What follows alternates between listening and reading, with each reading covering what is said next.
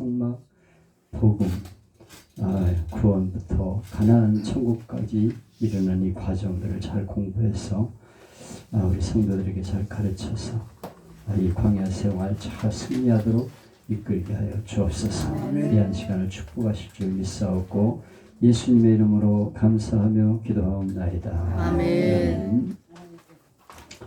예, 성막복음 오늘은 4단계 광야관입니다. 성막복음을 10단계로 하나님이 제게 열어주셨어요. 그래서 다음 강의 11월 19일에 마지막 강의가 되는데요.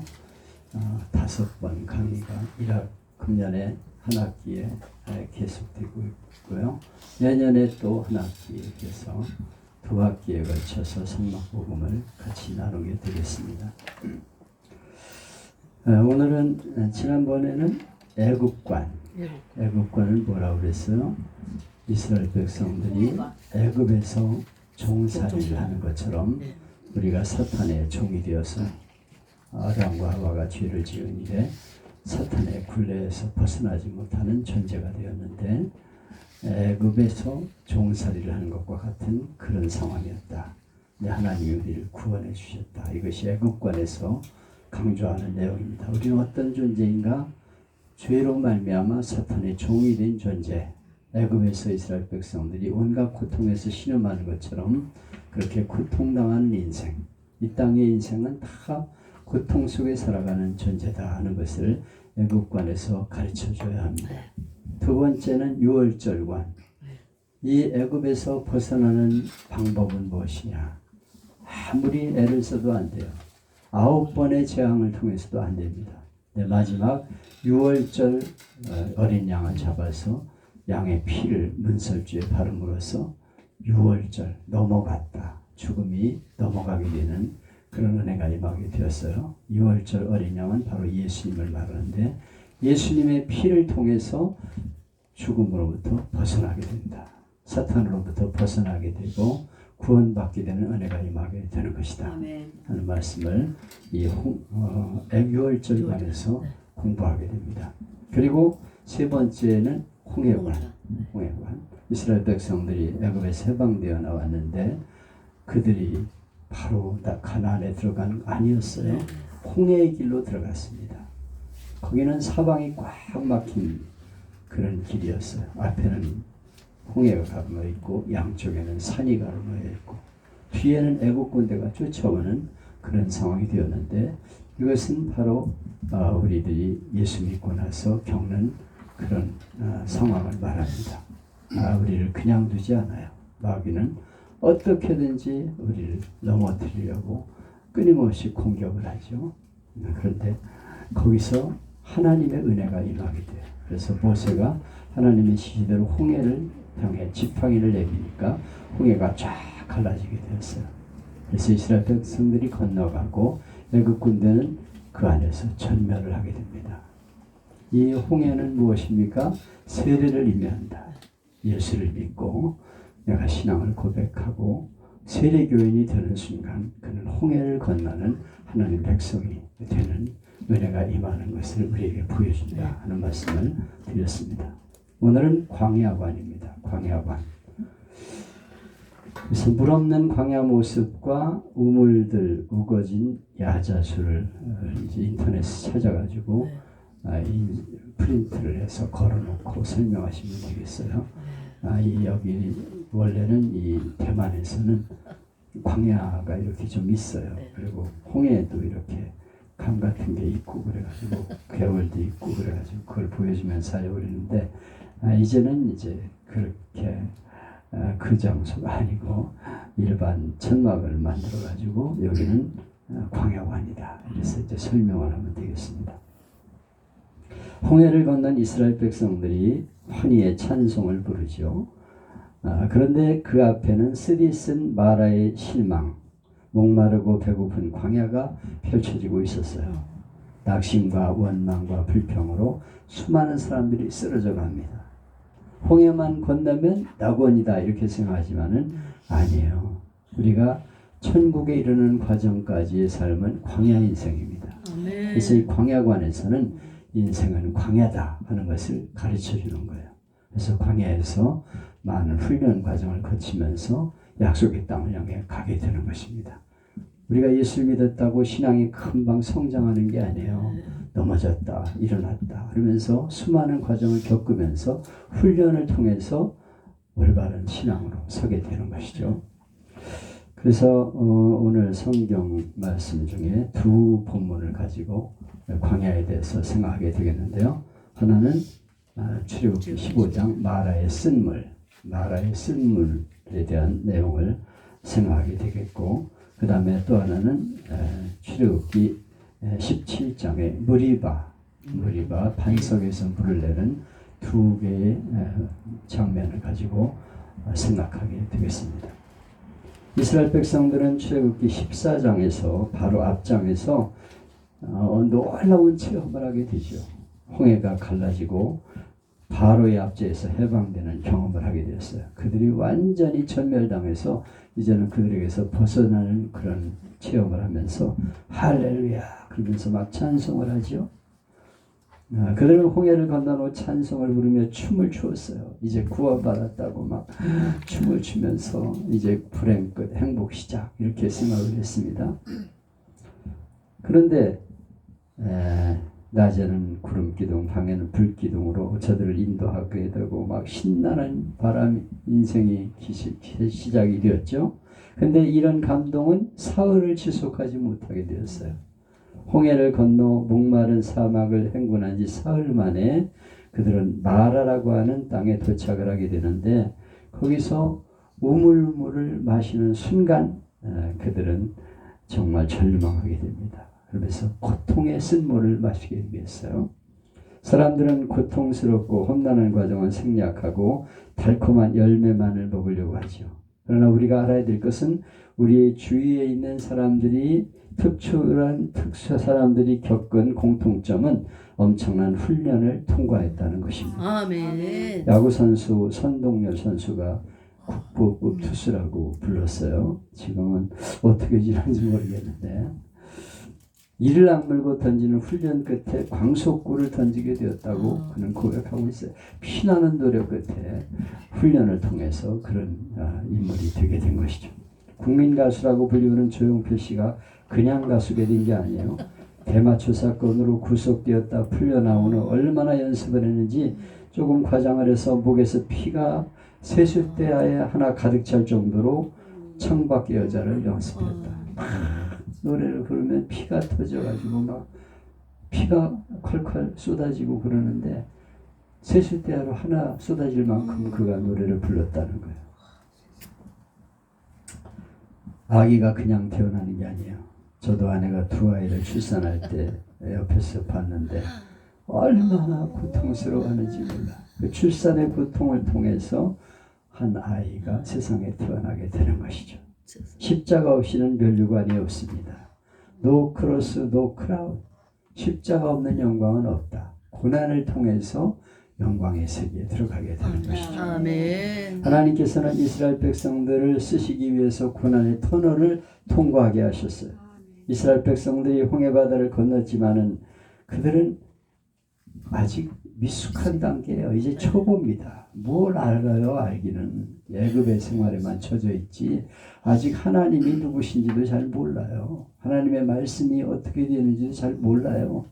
그래서 하나님은 그들을 광야로 인도하셨어요. 22절에 보니까 모세가 홍해에서 이스라엘을 인도하며 그들이 나와서 수르 광야로 들어갔다. 수르 광야라는 광야로 들어갔는데 사흘 길을 가도 물이 없어. 물 없는 광야가 수르 광야입니다. 이스라엘 백성들을 훈련시키기 위해서 수르 광야 훈련소에 입소시킨 것입니다. 그래서 수르 광야라는 훈련소에 들어가게 하셨어요.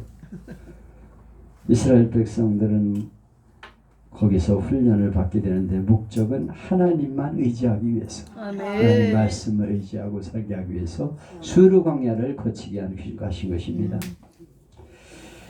거기서 그들은 광야 사흘을 지나면서 마음이 조금씩 흔들리기 시작하죠. 처음에는 어딘가 물이 있겠지. 출렁이는 홍해바다도 건너가게 하셨고 추격해오는 애국 군대도 물사시킨 하나님이 다 물도 준비해 주시겠지 그렇게 믿었어요. 그런데 기대가 서서히 무너지고 목이 말라 죽을 지경입니다. 사흘을 못 먹어보세요. 거의 다 죽어가는 거예요. 그래서 저들이 막 절망을 합니다. 근데 누군가가 소리를 쳤어요. 야, 물이다. 드디어 물을 찾았다. 소리를 질렀어요. 그래서 막 달려가 보니까 정말 물이 있어요. 그러면 그렇지 하나님 우리를 버리실 리가 있어. 환호를 하면서 그 물을 마셨는데 그만 환호가 원망 불평으로 바뀌게 되었습니다. 23절 24절을 보면 마라 이르렀더니 그곳 물이 써서 마시지 못하였으므로 그 이름을 마라라 하였더라. 마라라는 뜻은 쓰다, 괴롭다 그런 뜻이에요. 복통을 일으키고 막 써서 먹을 수가 없는 그런 물을 마시게 되었어요. 그래서 그들이 불평하고 원망하기 시작합니다. 여기 이스라엘 백성들을 살펴보면 머리가 너무도 나빠요. 건망증 환자가 되었습니다. 3일 전에 홍해바다를 기적으로 건넌 건 다 잊어버렸어요. 승리의 하나님, 기적의 하나님을 망각했습니다. 그리고 구원의 하나님을 찬양하던 이 모습이 모세를 향해 원망하는 말로 바뀌게 되고, 이 모세를 향한 원망은 누구를 향한 원망이에요? 하나님을 향한 원망이에요.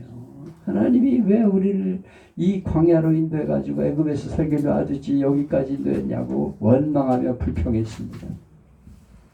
그런데 오늘 이스라엘 백성들의 모습은 꼭 나의 모습, 우리 모습을 보는 것 같습니다.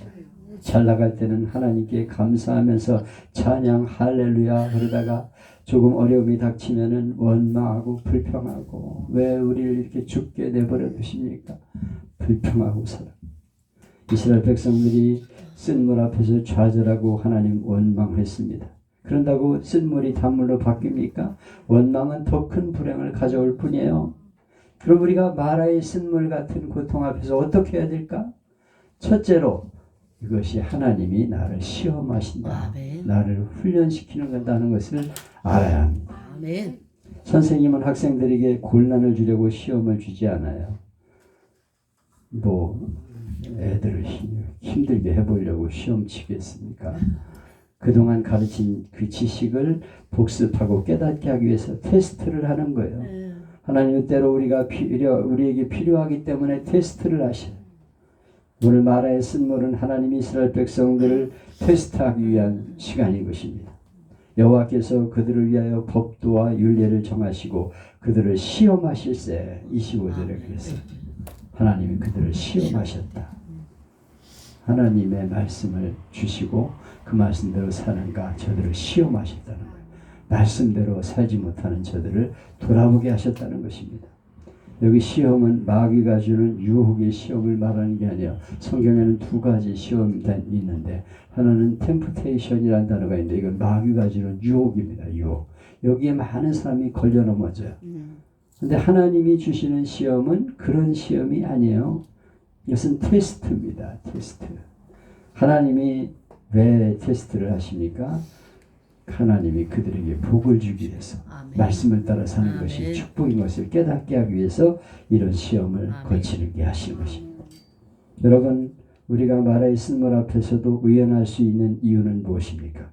하나님이 우리를 시험하시고 계신데 이건 통과만 하면 더 좋은 일이 있다 하는 믿음을 가질 때 통과할 수 있죠. 욥은 말할 수 없는 고통과 시련 속에서 23장 10절에 주께서 내가 가는 길을 아시나니 이 단련을 받은 후에 나는 정금같이 나오리라. 아멘. 주님이 내 가는 길을 아신다. 내가 지금 겪고 있는 거 주님이 모르실 리가 없다. 이거 다 알고 계신다. 이거 지금 이 단련한 과정을 거치면 내가 정금처럼 나오게 될 것이다. 아멘. 빛나는 금처럼 될 것이라고 그는 고백하고 있어요. 이런 믿음을 가질 때 우리가 승리하게 되는 것입니다. 여러분 광야에 쓴물을 만날 때 흔들리지 말기를 바랍니다. 아멘. 우리가 살다 보면 사업의 실패, 쓴물, 고배를 마실 때가 있어요. 또 낙방, 시험에서 떨어지는 때도 있습니다. 정말 떨어질 수가 없는데 떨어져. 아니 어떻게 이럴 수가 있는가? 실망하지요. 건강이 악화되어서 질병이 우리를 찾아오게 되기도 합니다. 인간관계의 쓴물도 만날 수 있어요. 그런데 우리는 흔들리지 말고 하나님이 시험하신다. 이 과정을 내가 잘 견뎌야지. 이렇게 테스트를 잘 넘어가는 우리가 되어야 하는 것입니다. 아멘. 둘째는 부르짖어 기도해야 돼요. 아멘. 우리는 너무 합리적인 신앙에 물들어 있어요. 하나님이 우리 기도를 들으시는데 똑같은 말을 반복해야 되냐. 한 번 기도하면 되지 또 하고 또 하고 이렇게 계속해서 똑같은 말을 하면 해야 되냐. 그 중언부언하는 거 아니냐 이렇게 생각해요. 하나님이 뭐 귀가 먹었냐, 왜 소리를 지르고 야단이야. 전지하신 하나님은 우리의 신음까지도 알고 계신다고 했는데 뭐 그렇게 크게 소리 질러서 기도할 필요가 있어? 이렇게 말합니다. 그 말을 들으면 맞는 것 같아요.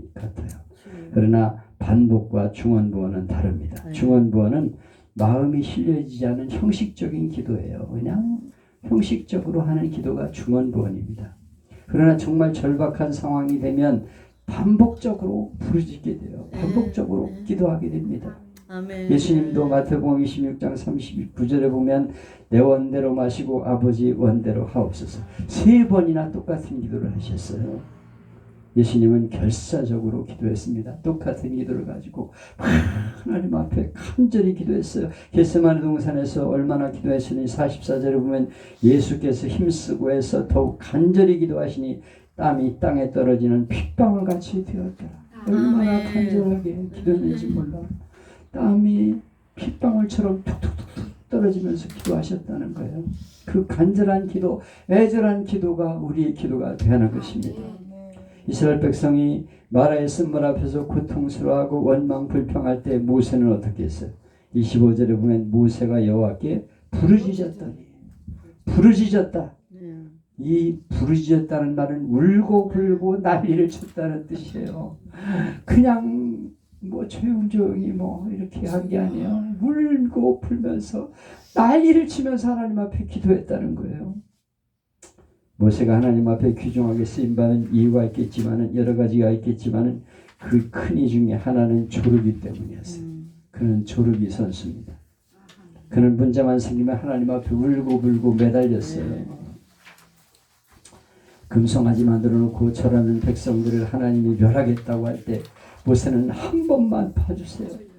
내 이름을 생명책에서 지운다고 하더라도 괜찮으니까 내 백성을 한 번만 용서해 주세요. 울고 불고 매달렸다는 거예요.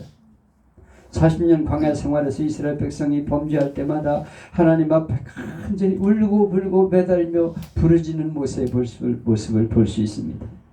어떤 사람이 기적을 맛볼 수 있습니까? 조르는 사람, 울고 불고 부르짖는 사람이 기적을 맛보게 되는 것입니다. 교회는 영화 관람하듯 놀러가는 곳이 아닙니다. 문제 있는 사람이 와서 문제를 하나님 앞에 쏟아놓고 위로받는 곳이 교회입니다. 코가 석자인 사람이 부르짖어 기도함으로 문제 해결을 받는 곳이 바로 교회입니다. 교회는 묵상하러 오는 곳이 아니에요. 절간이 아니에요. 절간은 묵상하러 가요. 그래가지고 조용히 아주 절간 조용하게 이렇게 나무아미타불 관세음보살 그러는 게 아니. 교회는 누구든지 와서 하나님 앞에 부르짖으면서 울고 불면서 기도해서 기적을 체험하는 것이 바로 교회인 것입니다.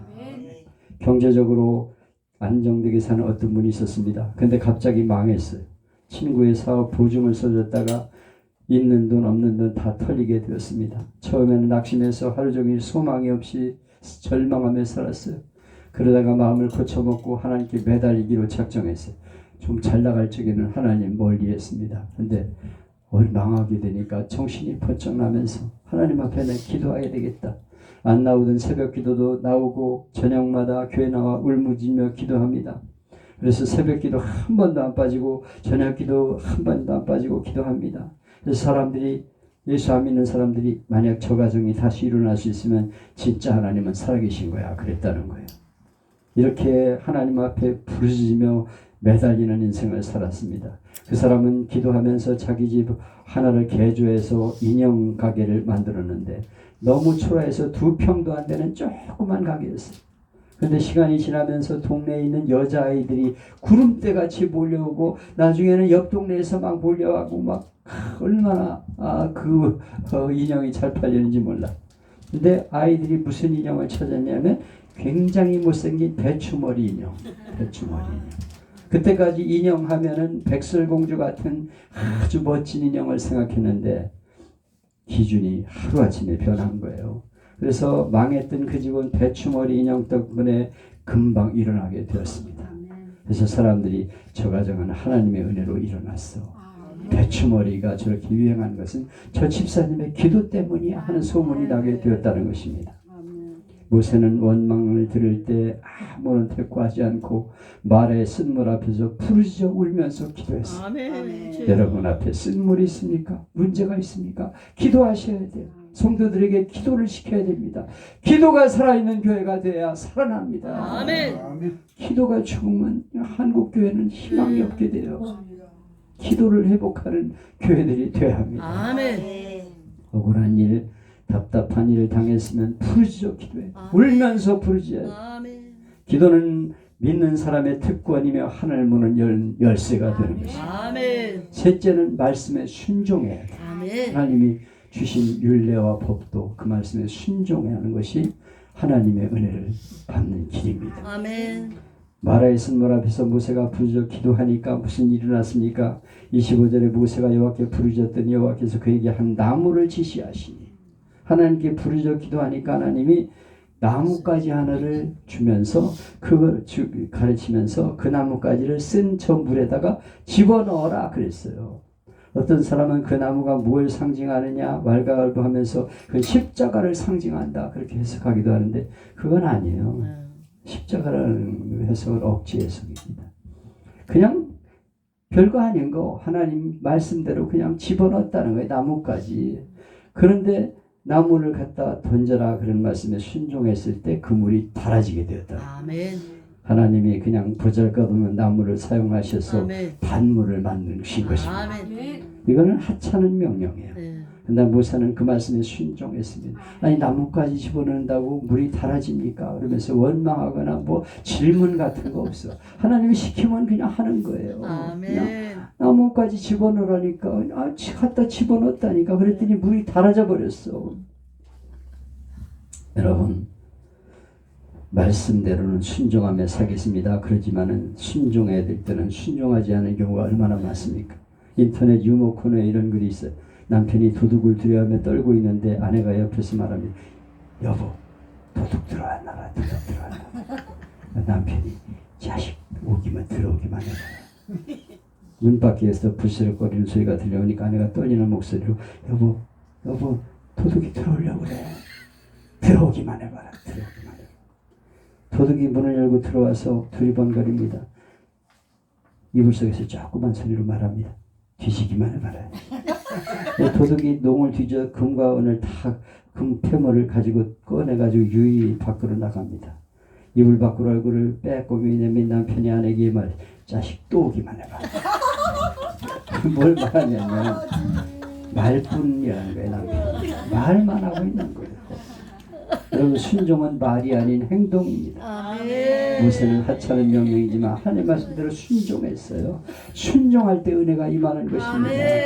우리는 거창하게 신학교 가는 것이 순종이라고 생각하고 아프리카 선교 가는 것이 순종이라고 생각하고 교회학교 교사라고 그러면 하찮은 거를 생각합니다. 교회 주변에 있는 휴지 줍는 거, 교회에서 작은 봉사하는 거 하찮은 거로 생각하고 있어요. 그러나 본문의 모세를 보면 그 나뭇가지 하나 집어던지라는 말씀에 순종했습니다. 그러니까 물이 달아졌어요. 여기서 우리가 할 수 있는 것은 작은 일에도 하나님 말씀대로 순종할 때 기적이 일어나는 것을 말하고 있는 것입니다. 결국 이스라엘 백성들은 그 물을 마시고 갈증을 해소하게 되었습니다. 마라의 쓴 물이 지나고 나서 이스라엘 백성이 간 곳은 어디입니까? 27절에 보면 그들이 엘림에 이르니 엘림에 이르렀다. 거기는 종려나무 70주가 있었다.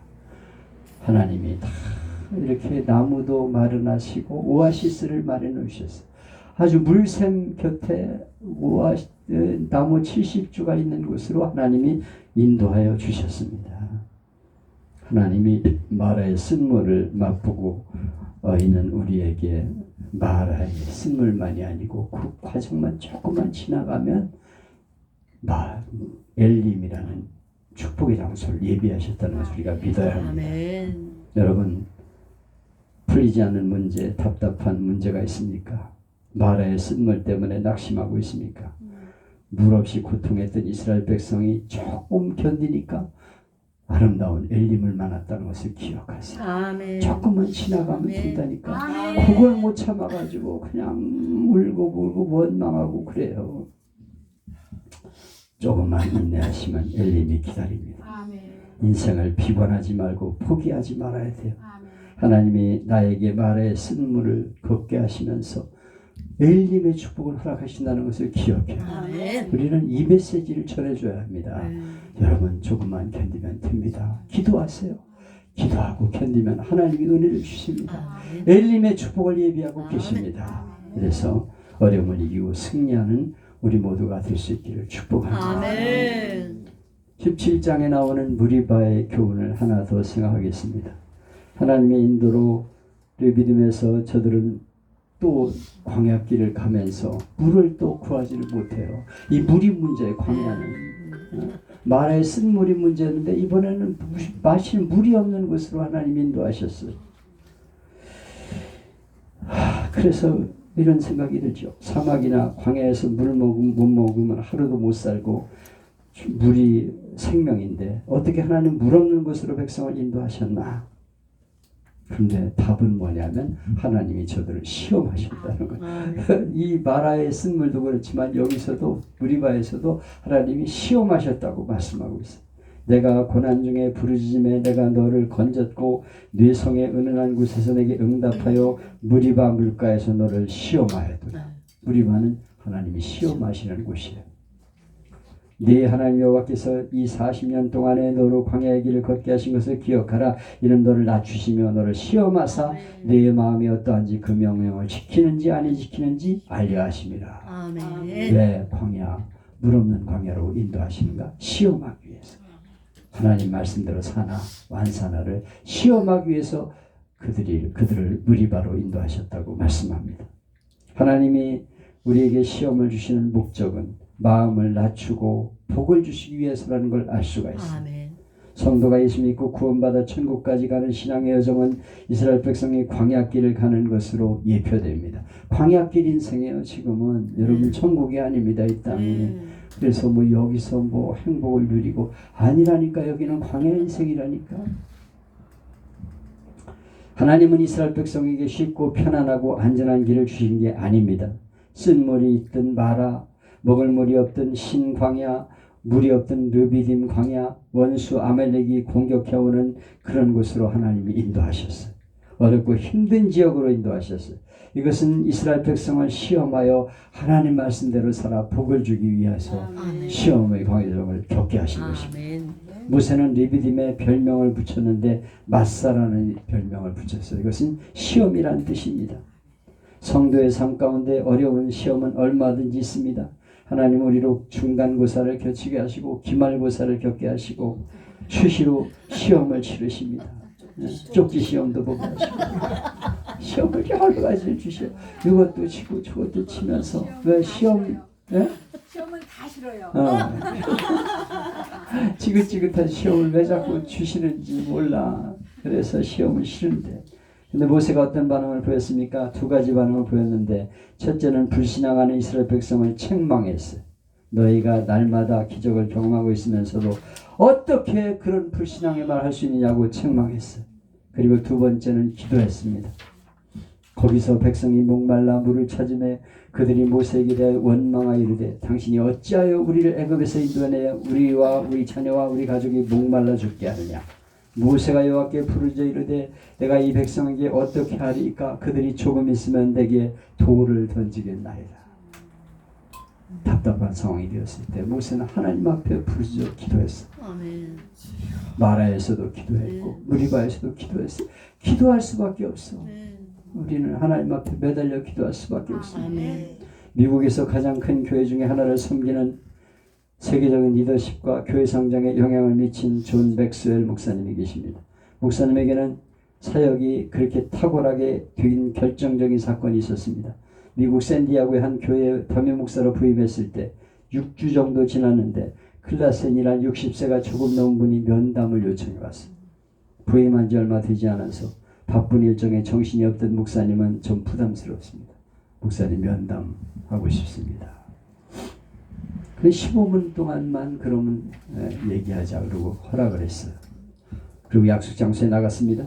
면담을 요청해온 성도가 자기는 예전에 한 선교단체에서 제자훈련 간사로 있었는데 하나님이 목사님을 통해 위해서 기도해 주라는 부담감을 자꾸 주셔서 내가 오늘 만나자고 했다는 거예요. 존 목사님은 황당했습니다. 왜냐하면 기도받으러 온 성도는 많았지만 기도해 주겠다고 찾아온 성도는 처음이었어요. 이럴 때 어떻게 해야 될지 당황스러웠습니다. 근데 목사님 마음에 성령님이 음성을 주시기를 이건 내가 한 일이니 잠잠고 따르라 그런 말씀을 주셨어요. 그래서 목사님은 빌 클라센이라는 성도가 하는 대로 고개를 숙이고 함께 기도를 합니다. 그 기도는 15분이 지나도록 넘치 막 계속하는 거예요. 막 간절하게 기도하는 거예요. 근데 신기하게도 형제가 기도하는 중에 마음에 무거운 짐이 하나씩 벗겨지면서 갈피를 잡지 못하는 부분이 정리가 되고 기쁨과 자유를 경험하게 되었어요. 그 경험으로 존 맥스웰 목사님은 그동안 크게 깨닫지 못하는 걸 깨닫게 되었습니다. 남들을 위해 기도해 주기에 앞서 교회 사역과 전반 그리고 자기의 삶과 가정을 위해서 성도들이 기도가 얼마나 필요한지를 깨닫게 되었습니다. 그래서 교회 사역을 위한 기도 후원자를 모집했습니다. 처음에 교인들은 담임 목사님 요청으로 알고 31명이 지원했어요. 그러면서 기도하면서 놀라운 기적들을 경험하기 시작합니다. 불과 몇 년 동안에 그 교회 안에 수천 명의 교인들이 몰려들기 시작했어요.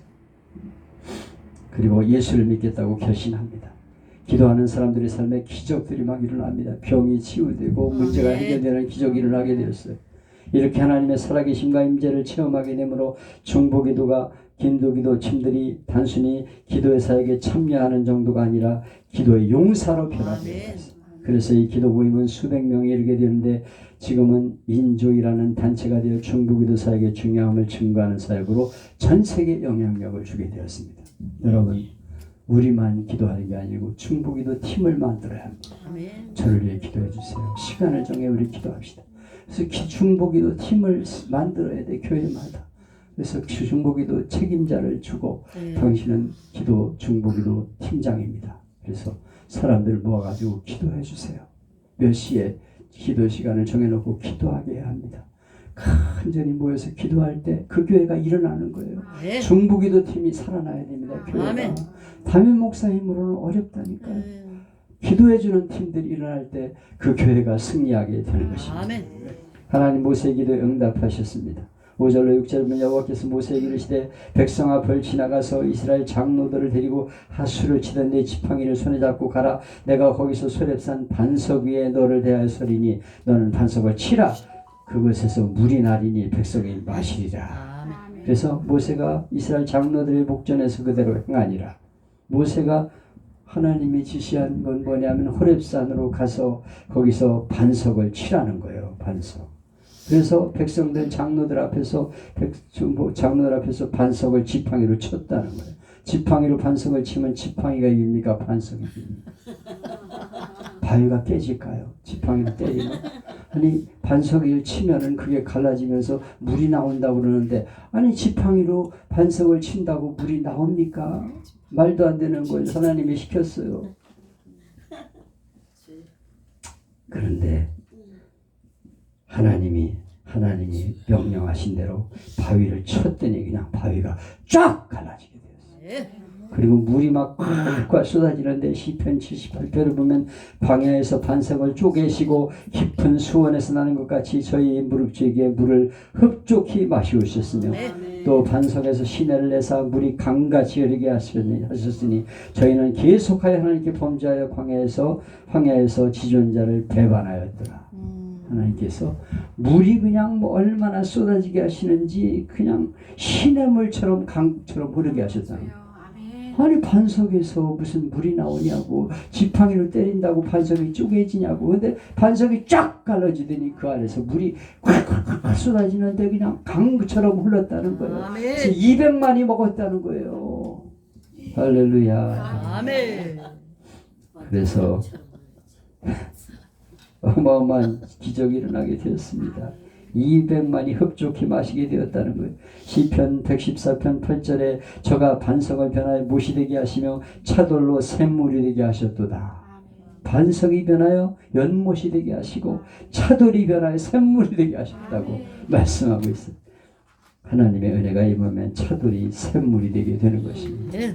풍성한 은혜가 저들에게 임하면 뭐 문제가 당장 해결되게 되는 것입니다. 이스라엘 백성들은 반석에서 나오는 물을 마시고 생명을 얻게 되었습니다. 이 반석은 누구를 예표하는 것입니까? 고린도전서 10장 4절에 보면 다 같은 신령한 음료를 마셨으니 이는 저희를 따르는 신령한 반석으로부터 마셨음에 그 반석은 곧 그리스도시니라. 아멘. 여기 모세가 체험한 이 반석은 바로 예수님을 예표한다고 말씀하고 있어요. 반석은 예수 그리스도십니다.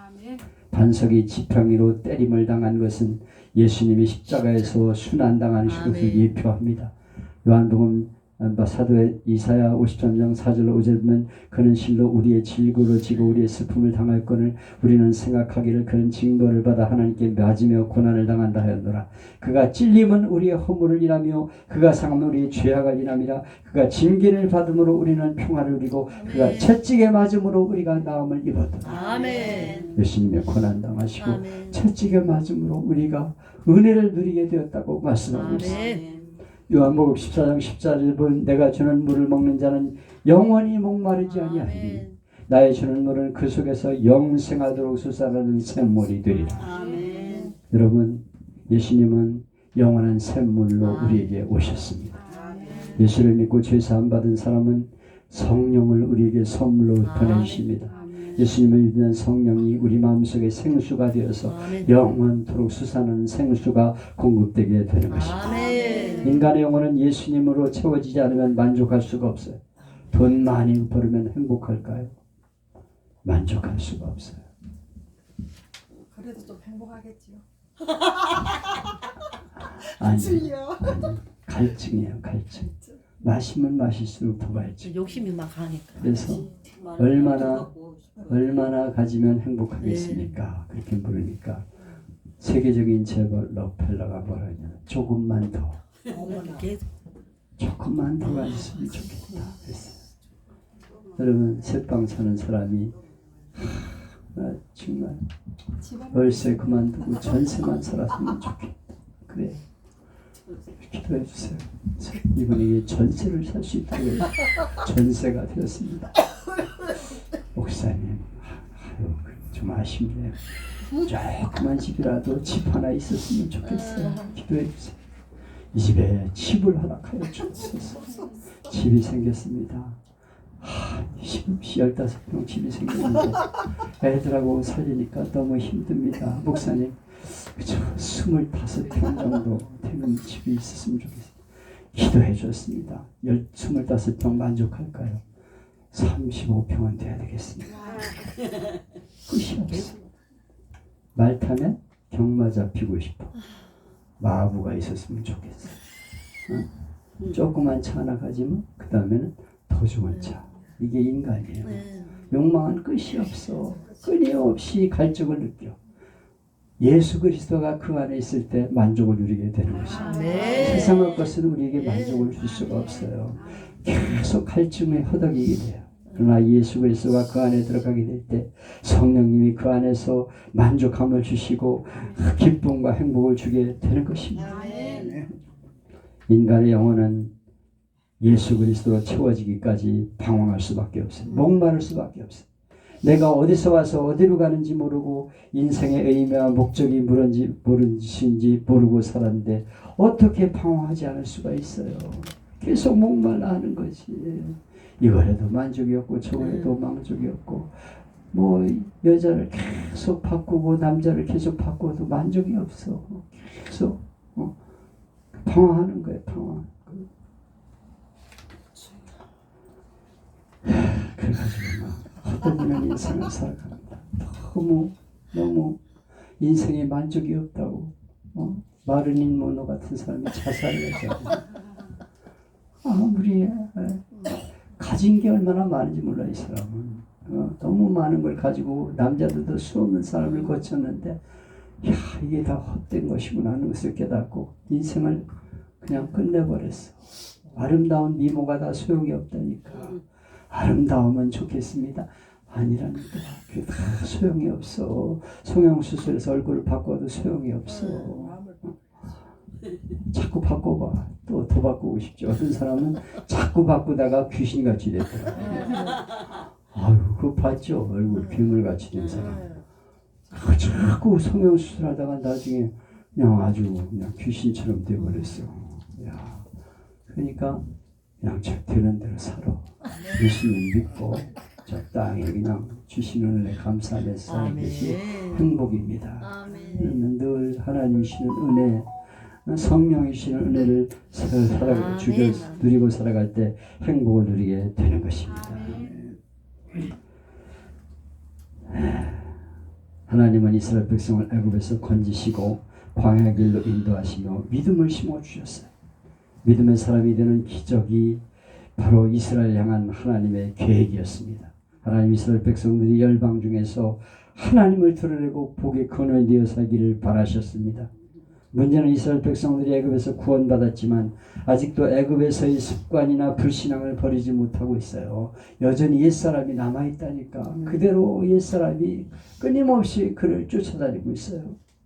홍해가 갈라지는 기적을 체험하고도 쓴 물이 단물로 변하는 기적을 보고도 하늘에서 양식이 내려와 그들을 먹이는 기적을 날마다 체험하면서도 불신앙을 극복하지 못했어요. 그래서 광야 인생길에서 비슷한 체험을 하면서 계속해서 어려움을 당하며 시험을 당하게 된 것입니다. 여러분, 선생님이 학생들에게 문제를 냅니다. 근데 못 풀어요? 선생님은 그 문제를 이렇게 푸는 거야 가르쳐주고 나서 또 제대로 푸는지 알기 위해서 시험 문제를 또 냅니다. 비슷한 문제를 또 내요. 근데 또 틀려. 그러면 시험을 또 치릅니다. 언제까지 계속 시험을 칩니까? 맞출 때까지. 답을 찾을 때까지 시험을 보는 거예요. 하나님은 사랑하는 자들이 신앙이 성장되기를 원하십니다. 환경이나 여건에 좌우되는 연약한 신앙이 아니라 어떤 일을 만나도 하나님을 의지하고 말씀대로 사는 훈련을 하나님은 시키는 것입니다. 그래서 하나님은 시험을 통해서 우리를 훈련시키는 것입니다. 마귀가 주는 시험은 죽이고 멸망시키는 것뿐이지만 하나님 주시는 시험은 우리를 유익하게 하기 위해서 더 성숙한 신앙을 갖기 위해서 우리를 시험하시는 것을 알아야 합니다. 히브리서 10장 10절을 보면 저희는 잠시 자기의 뜻대로 우리를 징계하였거니와 오직 하나님은 우리의 유익을 위하여 그의 거룩하심에 참여케 하시느니라. 부모는 성질나면은 막 자기 성질대로 자식을 때리면서 막 그럽니다. 그래서 너무 새끼, 네가 말을 그렇게 말해도 안 들어.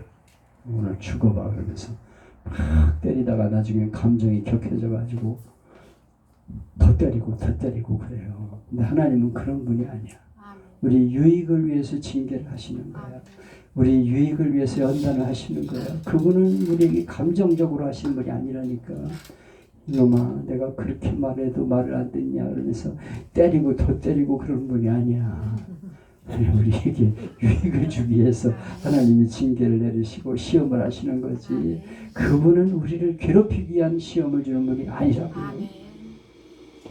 하나님은 우리의 유익을 위해서 우리가 이해할 수 없는 방법으로 이끌어 가심을 믿어야 합니다.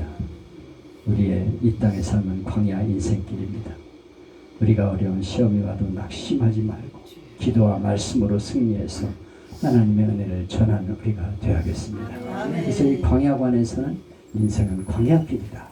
우리가 천국 가는 날까지 광야 인생길을 가면서 어떻게 시험이 올 때 그걸 극복하느냐 하는 것을 가르쳐 줘야 합니다. 이 광야관에서. 그래서 인생은 광야 인생이다.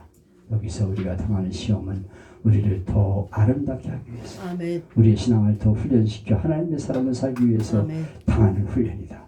이걸 잘 견디고 나갈 때 하나님의 은혜가 임하고 축복이 만나는 것을 확실하게 가르쳐주는 그런 시간이 되어야겠습니다. 이 시간이 우리 모든 분들에게 복이 되길 바라고 여러분들을 통해 말씀을 듣는 이들에게 복이 되기를 축복합니다. 아멘. 하나님 아버지 감사합니다. 오늘은 광야에 관해서 우리에게 주시는 은혜를 생각하며 은혜를 나눴습니다. 우리가 애굽에서 벗어나서 가나안까지 가기까지의 과정은 수많은 광야 인생길이었는데 하나님 우리가 예수 믿고 천국까지 가는 동안에 이 세상의 이 길은 광야 인생길이라는 것을 잊지 말게 하여 주시고 이 광야 속에서 마라의 쓴물을 겪기도 하고 물 없는 그런 광야를 가기도 하지만 그러나 이것은 하나님 우리에게 시험을 통해서 더 좋은 길을 예비하시는 은혜인 줄로 믿고 잘 견디게 하여 주시기를 원합니다. 우리 성도들에게 광야 인생길을 확실하게 가르치고 여기서 우리가 더 기도하고 하나님의 은혜를 간구할 때 하나님의 축복이 임한다는 것을 확실하게 전하게 하여 주옵소서. 아멘. 더 말씀 붙잡고 승리하는 성도들이 되도록 이끌게 하여 주옵소서. 아멘. 오늘도 좋은 시간 주심을 감사드리며 예수님의 이름으로 기도하옵나이다. 아멘.